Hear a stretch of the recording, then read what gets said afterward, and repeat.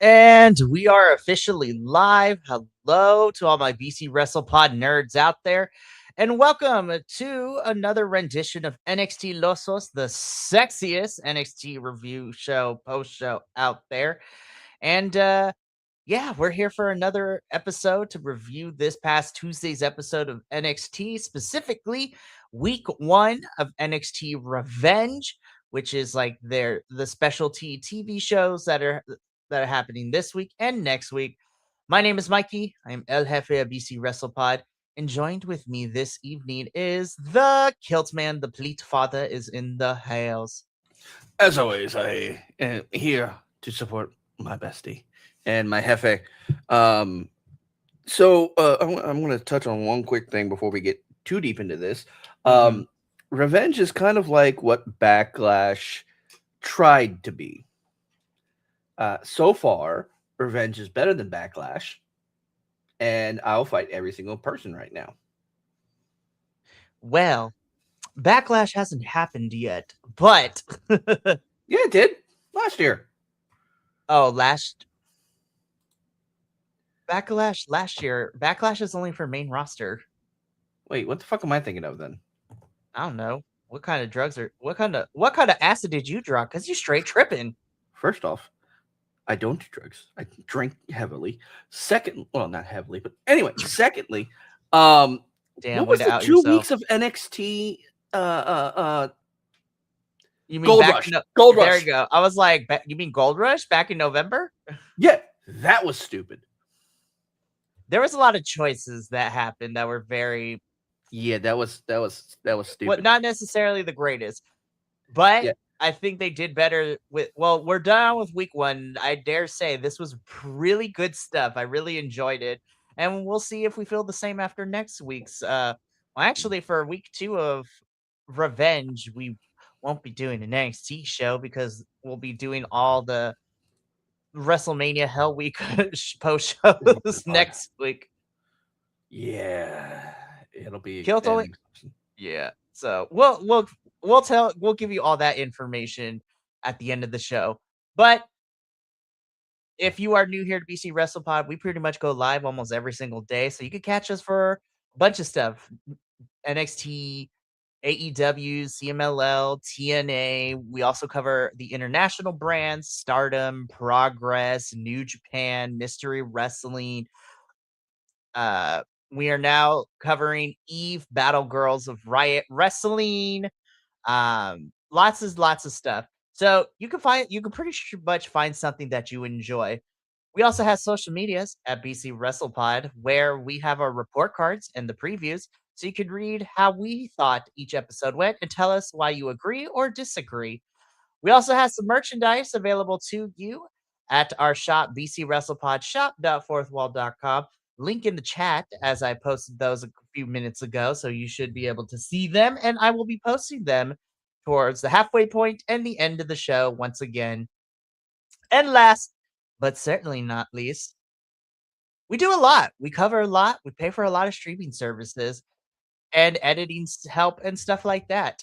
So if you would like to help donate to the cause so we could continue to bring you this content, our little coffee bot will be popping into the chat every 10, 15 minutes or so.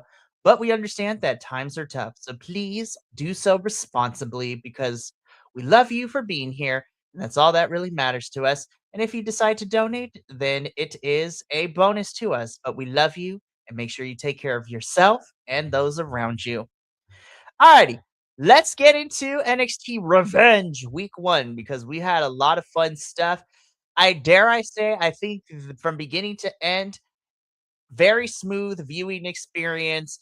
That didn't feel like we were just holding up space, holding up air, so to speak. Like I feel like we utilized everything properly, and I felt like everything got the appropriate amount of time for what we got. So I was very entertained, and I was like, this was an easy, digestible watch for me. I didn't really have a big much issue where I'm like rolling my eyes, and be like, why am I here? Why are we watching this? So yeah. I have to definitely agree. It's always been a situation where sometimes they'll just yap and it'll be like, okay, can we move along? Ooh, I forgot something. Agreed. Sorry. I just So, realized I forgot one thing. Here we go. Okay, I'm good. all right. As always. All right, let's get into this. So, we kicked off week 1 of NXT Revenge with Miss Jada Parker taking on Miss Kalani Parker. Jordan. That fucking cheap shot with the turnbuckle. I got feelings about this. I know you have feelings about this, as I I figured got you feelings. would. I mean, But the reason that we are here is because since the Madison Square Garden show leading into Stand and Deliver, Kalani and Jada have been kind of at each other's throats a little bit. And even then, in the like leading into this match for the hype package, like Jada, Kalani Jordan talking all that mess on Instagram Live, and then Jada Parker literally following her out to the parking lot to go fight her was hilariously and well done. And so these two have kind of a bitter back and forth going on. And so that is why we have this match personally made. Now, as far as this match goes, I thought this was really fun. This is not the first time that we've seen Jada Parker and Kalani Jordan mix it up and fight each other. So I was very personally entertained. I thought this was a really fun opening bout for both women. Both women are continuing to be featured on our television screen. And I feel that we are not quite done with this feud. I think we are going to see this go for a little bit longer. Um, this was fun. Of course, Kalani Jordan would capitalize, and she does end up picking up the victory in this match over Miss Jada Parker. I thought this was a solid opener, and it was truly really fun to watch to kick off week 1 of NXT's Revenge. Plead to Father, how do you plead with the Jada Parker Kalani Jordan match? bitch. One of my always favorite things when I'm in the NXT crowd is when Miss Parker comes out. Because Miss Parker don't play, first and foremost. Secondly, it's always the chance that we get. Because you'll have the call and response, which is one of my favorite call and responses, is always, hey, Miss Parker. Konnichiwa. We go through so many languages. It's like learning. It's great. It's literally one of my highlights of being in you could say in the studio, in person, in arena. If you want to, like, I'm going to use quotation marks because technically it's not an arena. It's a lot of scaffolding. That every single time I walk up this and down those damn stairs, I trip without fail. At least once when I'm at the PC, I will fall down the up or down the stairs. I'll just misjudge a step and go, oh, shit, not again.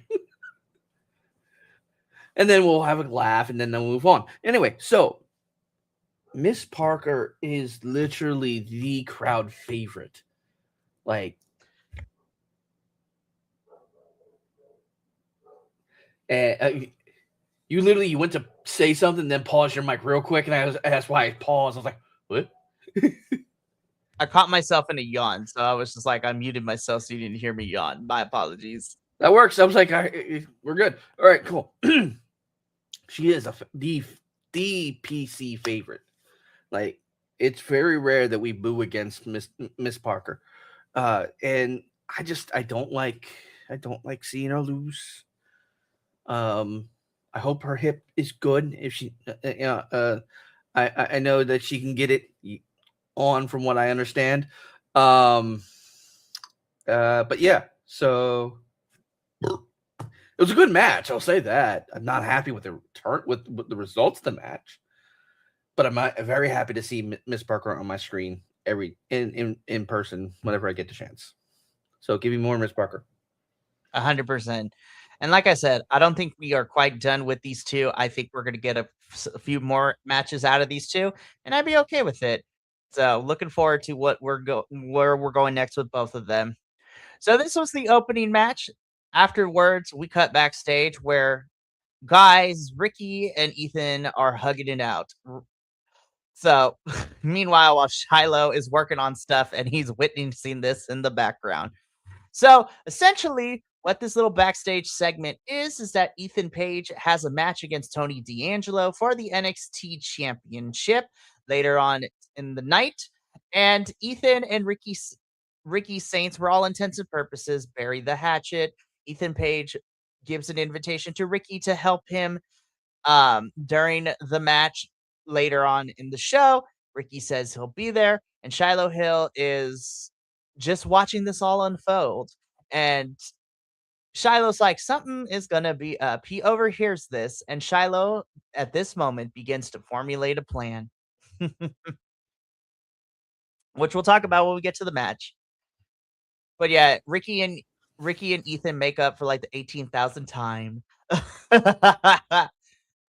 And more on these two when we get to the main event. But right after this, though, we get a pre-taped where Sol Ruka tells her side of the story, and she explains how she loves Zarya, and she still does, but Zarya has somehow made everything that has happened to them and her lack of opportunity as Sol's fault, and she doesn't want to do that, but she will always appreciate and love the time that her and Zarya spent together. But it is every woman for themselves now, and she is out to prove that Soul can beat Zarya like she did at Stand and Deliver. And I'm just like, you go, Soul. This last woman standing match is going to be nuts. I cannot wait until that match happens next week. So we will hear Zarya's side of the story a little bit later in the show. But right now, guys and gals and non-binary pals, we got a Joe Hendry concert. So Joe Hendry has his concert, and he sings a song about uh basically where is he going next? What are we doing? What is going to happen? Where does he go next? And before he can get too far into the concert, he is interrupted by Keanu Carver, who then proceeds to beat the piss out of Joe Hendry. And in fact, he bloodies this man. He destroys security, and Keanu Carver is left standing strong by the end of this, even though Joe Hendry El Kabonged him. I was about to say that. I was waiting for that. My question in this is mostly just story basis. Why?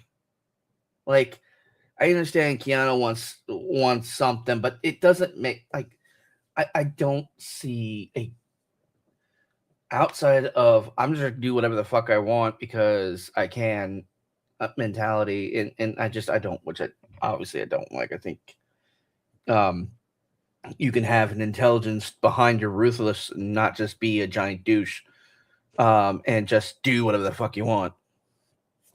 But again, I'm not creative.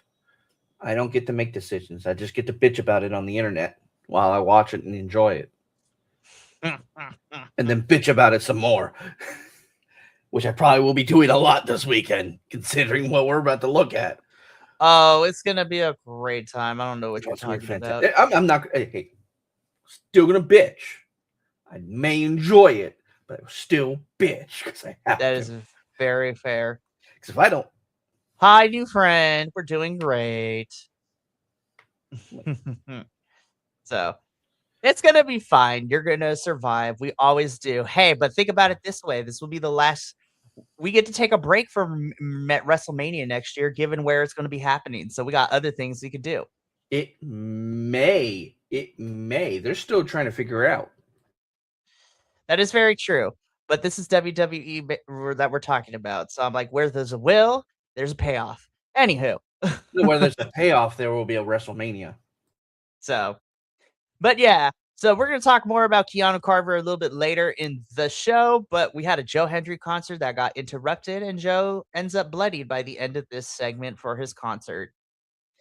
So after our Joe Hendry concert, we get a quick pre-taped from Tony D'Angelo talking about how he has had to change himself, and he has had to realign himself and basically do things a lot different, and he stands as our NXT champion, and tonight is going to be no different. He understands that Ethan Page is a former champion in his own right, but Ethan's got nothing on Tony, and Tony's not going to allow Ethan to take this title from him. And I'm just like, you go, Tony D'Angelo. I was like, you go, you do your thing, you defend this title, which is exactly what he does later. Let me tell you, this little interaction made my little heart squee. So Lola is getting ready as she will be main eventing the show in this episode as she defend it will be her first title defense as NXT Women's Champion since winning the title at Stand and Deliver, and she will be facing off against former champion JC Jane in the main event of week 1 of NXT Revenge. As she is getting ready, she is then approached by WWE Women's Champion Miss Stephanie Vaquer. And there was a little, this was a cute banter. They hugged. Stephanie tells, Lola good luck. Well, first she tells her she's proud of her, and then she wishes her luck in her match against JC Jane. Lola then reciprocates by receiving the compliment and also telling Stephanie good luck, and that Lola tells her to go beat Liv at WrestleMania. So this was a sweet moment. This was really fun. I like this moment. It made me giggle. It made me happy. And then there was a moment later, and I'm like, "Wait, why isn't she?" Never mind. I'm not gonna ask the stupid questions, because again, everything I hear is conjecture. It's rumor. I don't know everything, so we'll see. But anyway, yeah, this was great. I loved it. It was so much fun. I'm kind of upset that La Primera was in my area and I didn't know enough. I would like, oh my god. I've been like, oh my god. I wouldn't have asked for his autograph, but I definitely would have been like, oh my god. Man, it is fantastic for sure. But yeah, so this was a nice moment of the two champions, the two Latina champions, kind of wishing each other luck. Both of them are going to. Lola has something big tonight for this episode, and Stephanie has a big thing for heading into this weekend for Mania. So very excited and hoping La Primera walks out the other end as champion still. But predictions will come later. Not this episode, but I'll be sending that form out before Saturday, so that should be fun.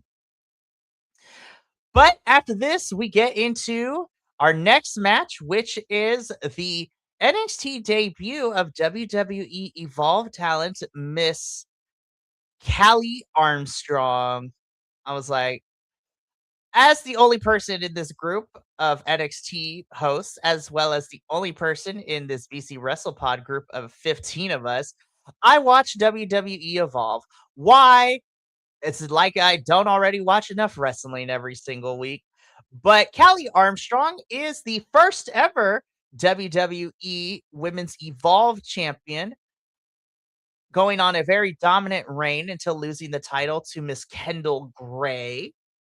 So, but Callie Armstrong is great. And now she has made her official call up to NXT, and she is here to stay. And she basically had a showcase, what I call a showcase squash match against another signed talent for NXT and Evolve called Skylar Ray. Callie Armstrong is just bam. I'm like, damn, she's fast, she's powerful, she's gonna hit you hard. I thought this was a really fun showcase for Callie. She wins this match.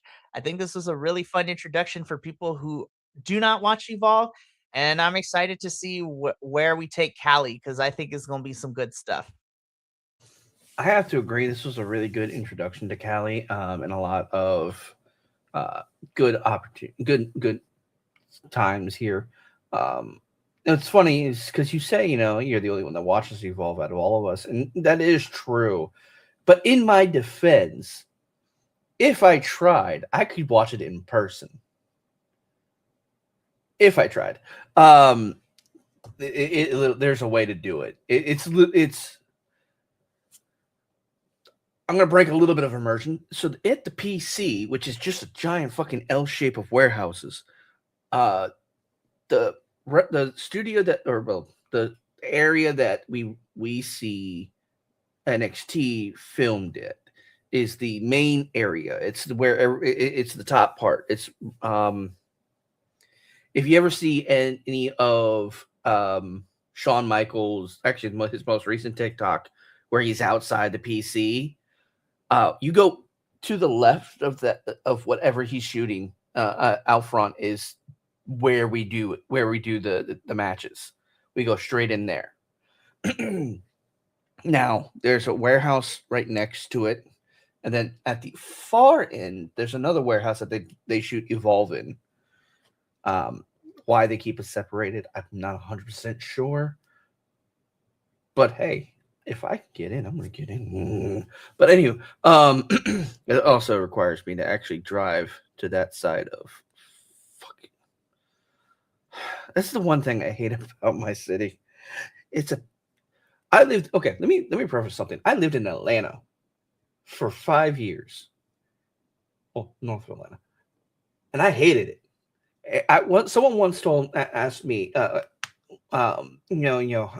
what's it like driving around Atlanta? I'm like, Atlanta is an hour away from Atlanta, and they didn't believe me until they got in my car and I was driving back to my house, and like, wow, it's been an hour. We haven't even gotten to your place yet. No, we're just now leaving Atlanta. We're about to hit Marietta. So they're like, what? I'm like, yeah, we're just about to hit Marietta. Oh, there's Marietta. There's Kennesaw. We're gonna go off this way. Because I lived out in the boonies. But yeah, it was interesting to say the least. It's something. This match was actually really cool. I don't really know the other person as well. I think I've seen a few bits of Callie Armstrong prior to this. I didn't see her opponent much, if at all. And I think the only reason I know the bits that I've seen is stuff is the dark matches or the pre-recorded matches for Evolve or for LFG or something that I see in person at NXT. So this was really cool. This was a really good match, really physical. She shows her prowess really well, and I honestly I see good things. Probably Callie will more than likely go up the roster and probably go to main side within, I would say, 3 to 5 years. Based on just this alone, looking at all this, don't hold me to that because I'm terrible at it. Because I freaking Ethan Page should have been on main roster last year when him and Chelsea Green were teaming together. And can you just move him? I'll save that. I'll save Ethan Page till later. But yeah, this was good. Yeah, so again, really fun showcase from Miss Callie. And we're gonna see her at the very end of the show again. So we're gonna talk about that a little bit later. But after this, though, we're backstage and we have Blake Monroe and the Vanity Project boys in the office of Robert Stone. And Robert Stone is just like, Blake, we've already talked about this multiple times since Stand and Deliver. You are not the women's NXT, you are not the NXT Women's North American Champion. So I don't understand why the Vanity Project boys are, playing into her delusion and hyping her up for no apparent reason. And so because Blake won't let it go, Robert Stone tells Blake that Tatum wants to be done and over with this, and she's willing to give Blake another shot at the Women's North American Championship. But the trade off is that Tatum will give Blake another shot, but Tatum gets to pick the stipulation for the match. So Blake is at first a little trepidatious about it. The Vanity Project boys then, reassure her that she's going to win no matter what. And then Blake is fine, and then everybody leaves. At this point of the show, we don't know what that stipulation is going to be. So we would find out later in the show what this NXT Women's North American Championship match was going to be when we see Tatum, and we're going to talk about that when we see her again. But right now, Kill, we got an NXT Championship match that happened.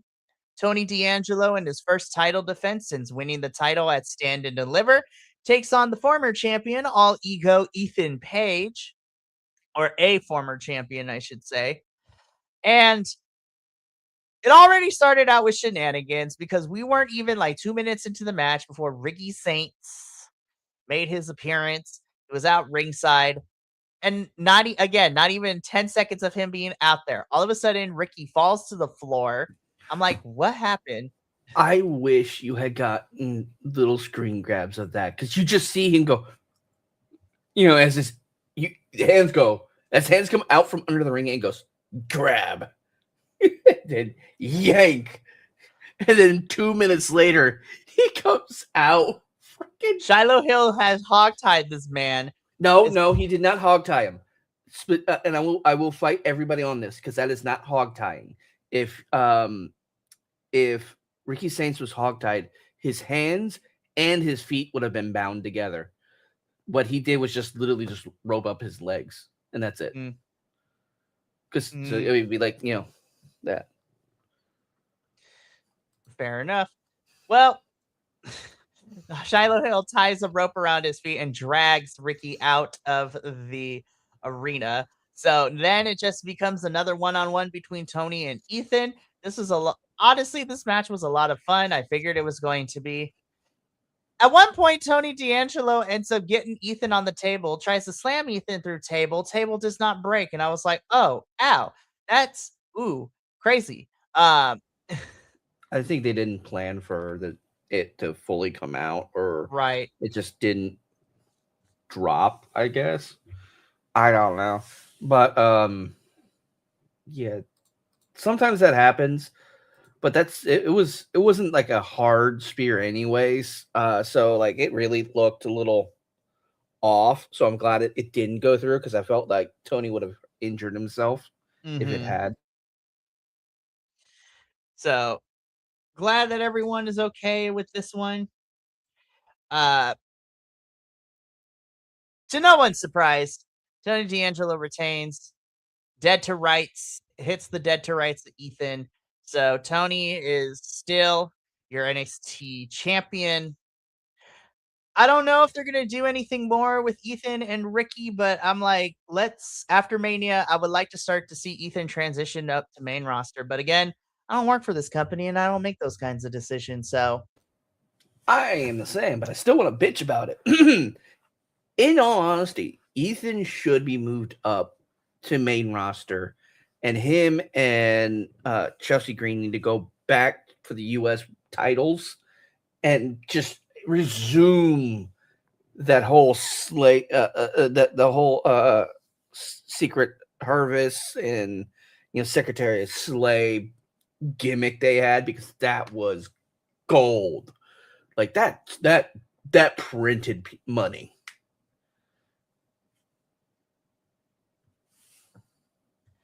yeah, it would be. But anyways, we'll see if Ethan sticks around or if he's going to be prepped to head over to the main roster. But we'll see how the next couple of weeks pan out.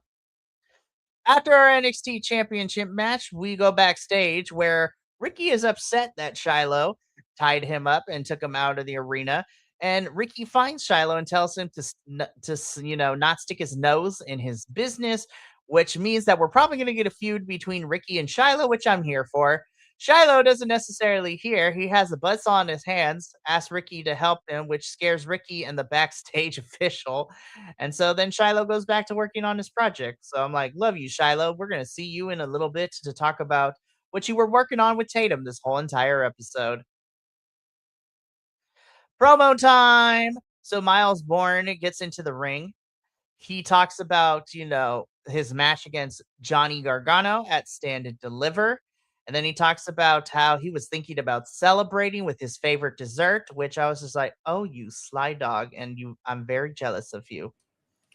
Yeah. I was just like, you and Stephanie are a cute couple.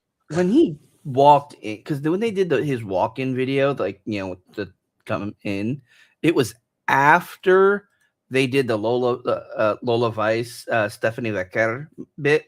And I'm like, you could have had them together. You could have monopolized on that potential couple.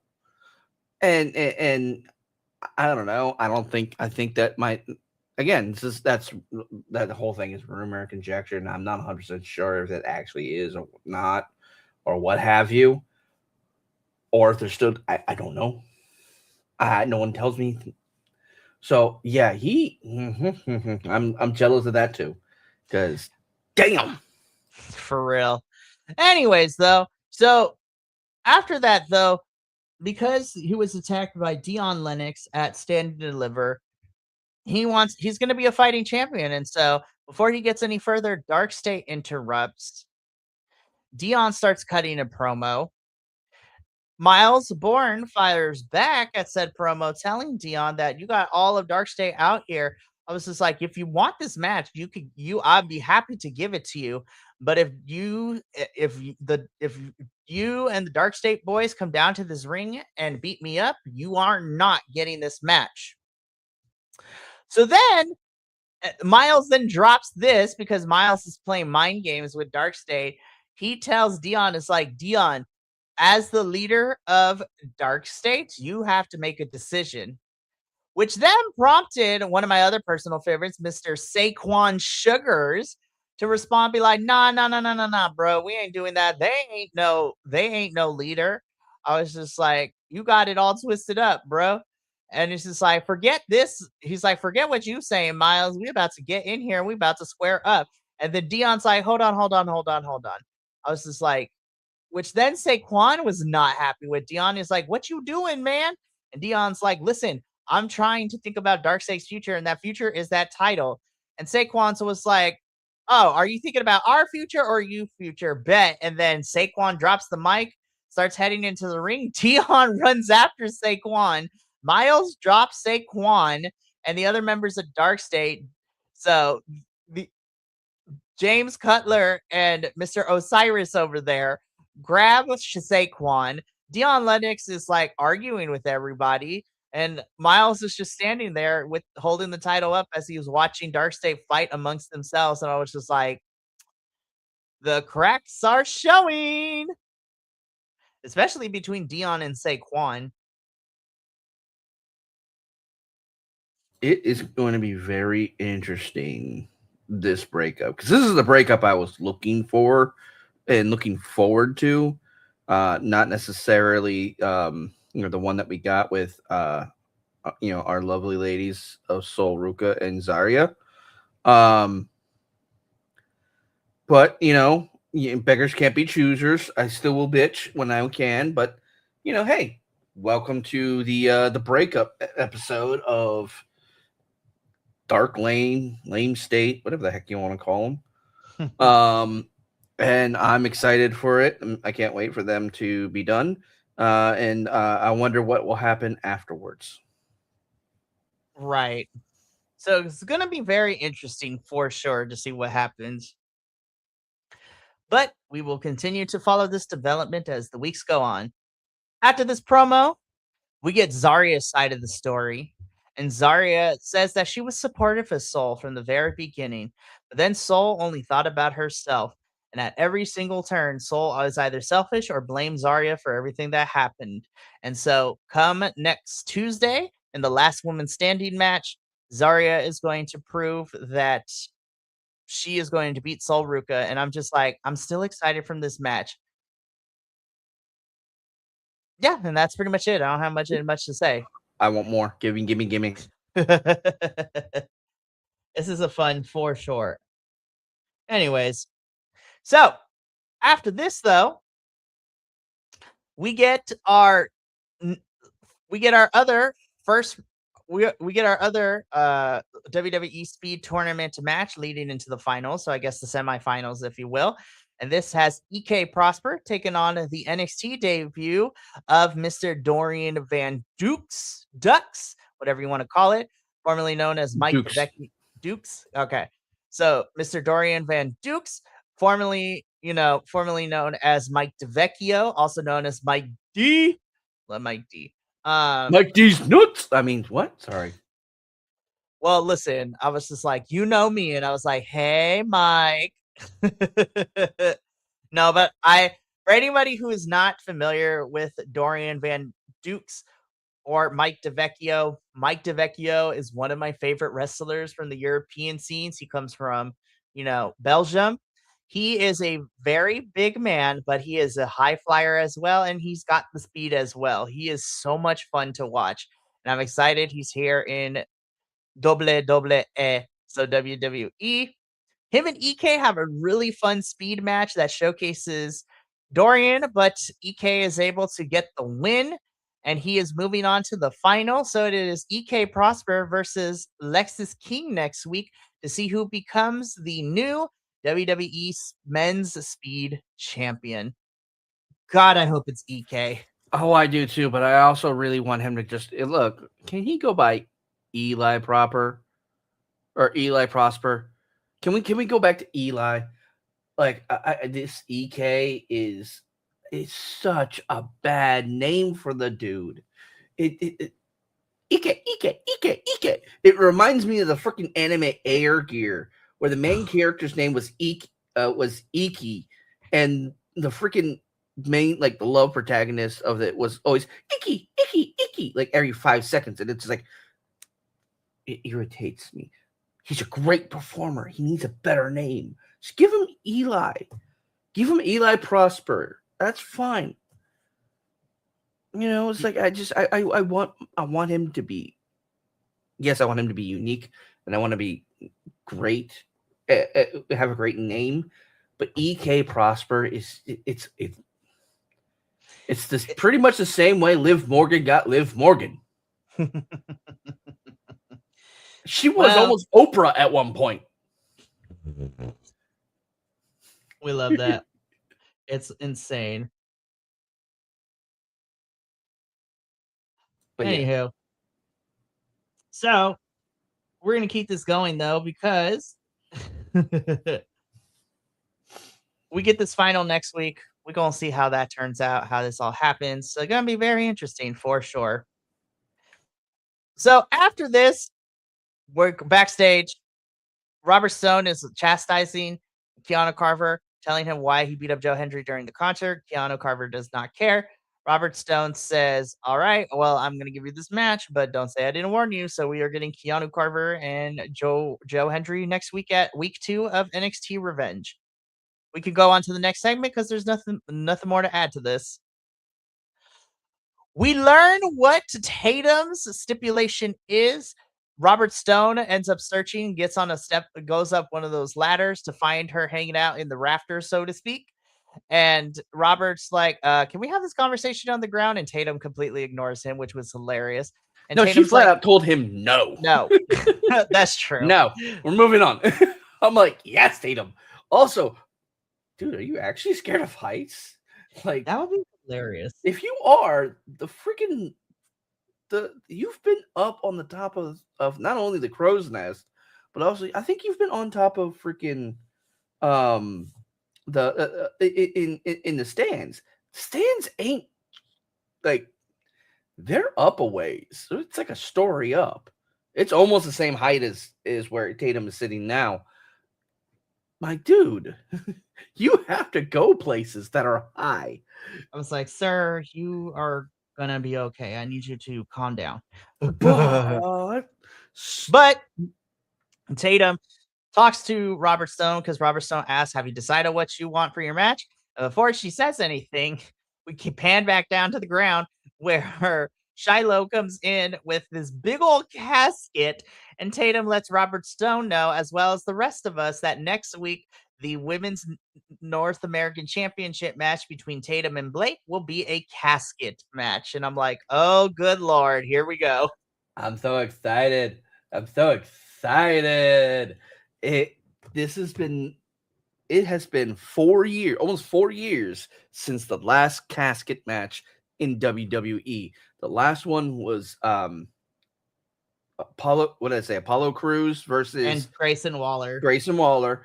It was at Halloween Havoc, October 15th, 25th, one of the two, in 2022. I'm so excited. he probably made a bigger casket only because they probably lost some of the original caskets that they had. So they needed they needed something bigger because they couldn't remember the original dimensions. And well, it's cool. It's gonna be so cool. I'm so excited. This is definitely going to be a really fun match. Can't wait for it. But speaking of next week, we kind of get a rundown of what we are getting next week, which is also looking really, really fun. So, of course, as mentioned, we are getting Tatum and Blake for the Women's North American Championship in a casket match. We are getting Souls and Zarya in a last woman standing match. We are getting Miles Bourne versus Dion Lennox for the Men's North American Championship. Joe Hendry versus Keanu Carver. And we're also getting the finals of our Speed Championship, where it's EK Prosper versus Lexus King. Alrighty, so we're getting down to the wire. We are heading into the main event. So once again, if you want to explore our socials or our shop, links in the description of the chat that I just posted right now. Let's get into our main event. As mentioned earlier in the show, our main event for week 1 of NXT's Revenge is the NXT Women's World Championship, and it is Lola Vice in her first title defense against JC Jane. This match I thought was a lot of fun, and it definitely was a lot more back and forth than I thought it was going to be. There was a couple of times where I thought, JC could pick it back up again, some false finishes. Of course, you had Laney and Fallon get involved as outside interferences, and they would end up almost helping JC get this title back. But ultimately, it would be Lola Vice hitting a spinning backhand and falling onto JC to retain the championship. So your winner and still NXT Women's Champion, Miss Lola Vice. Um, the match, I thought it was really good, but it was really fun. This was a really fun main event. But also the one thing that I did get from this as well is that I think this is it. I think JC is going to be moving up post WrestleMania. I think this is it. I think this was her swan song, so to speak. I think she's getting moved up. I have to agree fully because she definitely is going to be she's ready. She's an amazing talent. She wrestles very, very well. I think she'll have a good rivalry with who's currently up on the main roster. You could probably throw her against Alexa Bliss. You could probably throw her against um back against Jordan Grace, who I have not seen on my TV for a while, and that kind of concerns me. She's Um, been out on injury for a little bit, but it's been has it? reported that she's been ready. She's been cleared and she's ready to come back. Okay, cool. There's so many amazing, talented women on the main roster that you could throw JC at, and she'll just have a great match with. I think, and she definitely deserves to be moved up. So I think after we'll see that announcement at post WrestleMania. I 100% agree with you. So after the match, though, Lola is celebrating in the ring, and she is confronted by. Well, first, we cut through. JC gets out of the way as Callie Armstrong destroys Laney and Fallon. And so Lola is confronted by Callie Armstrong, Kendall Gray, and up in the crow's nest is Izzy Dame. Then we get Zarya's entrance playing. So this is telling us that Lola is going to have a lot of challengers coming her way over the next few months. And love that they're all new people and it's going to be fun. But the show goes off the air with Lola confronting each of these challengers, as well as Zarya and Soul fighting. And that has been NXT Revenge Week 1. Yay, we did it. Again, I thought this was a really fun show to watch. This was an easy watch from beginning to end, and looking forward to watching NXT Revenge Week 2 to see what happens in all of that. Me too. It is going to be exciting. But that is going to be it for us here tonight. Before I go, though, I do want to give everyone some announcements. We are, everyone knows, WrestleMania is this weekend, and starting this Friday is when we officially begin WrestleMania Hell Week. So outside of our regular reviews leading into Friday, which is CMLL later tonight, and Mystery Wrestling 24 tomorrow. Everything kicks off Friday for Hell Week, as at 3 p.m., myself and Andrew will be here live to do a watch along for GCW's Bloodsport, which is then going to lead into later that evening for our TNA Rebellion post show, which is just going to be a lot of fun to do. Then on Saturday at 11 a.m. Pacific, you will have myself and a couple other folks doing a live watch along for Effie's Big Gay Brunch, which is I'm super excited about. So every wrestler is either an ally or part of the LGBTQIA2 plus community, which is going to be a lot of fun. Which then is going to lead into myself, Kilt, and maybe some friends of ours from other places. And Yay, friends. we'll be here doing a live watch along a Saturday, 3 p.m. Pacific, 6 p.m. Eastern of night one of WrestleMania, which then leads into Sunday with our watch along, not only for Joey Janela's Spring Break 10, but also night two of WrestleMania watch along. And then all next week, we have a special review schedule happening with WrestleMania and Stardom American Dream post shows on Monday, MDK Fight Club on Tuesday, the Gringo Locos, The World on Lucha, and CMLL on Wednesday, and Maple Leaf Pro Wrestling's Multiverse on Thursday. And so it's going to be a whole lot of fun. So make sure you check out our social medias for all those announcements and times and everything. But I hope you join us over the next couple of days, because it's a lot of work on our end, but it's a lot of fun to get to interact with everyone there. But that's going to be it for me and Kilt. So we got to get up on out of here. So thank you so much for tuning in. And, from all of us here at BC WrestlePod to you at home, remember, take care of yourself, love one another, stay iconic, and more importantly than anything, you always deserve to finish your story. I'll see you later for CMLL in about an hour or so. But until then, sayonara, adios, and until next time, peace.